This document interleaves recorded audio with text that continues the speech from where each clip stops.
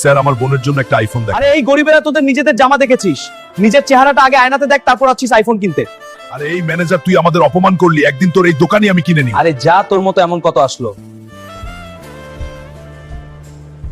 না করিস না বোন, দেখবি আমি টাকা জোগাড় করে ওই দোকানটাই কিনে দেব তোকে। জঙ্গল থেকে হীরা এনে দিতে পারলে 10 কোটি টাকা পুরস্কার। আমাকে যেভাবেই হোক এই টাকা জিতে ওই দোকানটা কিনতে হবে। আমার বোনের স্বপ্নটা আমি পূরণ করব। এই সেই জঙ্গল যেখানে ওই হীরের কথা লেখা ছিল। আরে আমি হীরার সন্ধান পেয়ে গেছি, এই তো সেই হীরা। আমার হীরা নিয়ে যাওয়া এত সহজ না।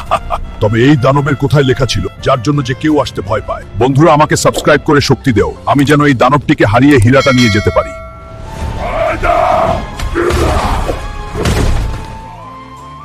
এই নিন আপনার হীরা। ধন্যবাদ হাল্ক, এই নেও 10 কোটি টাকার ব্যাগ।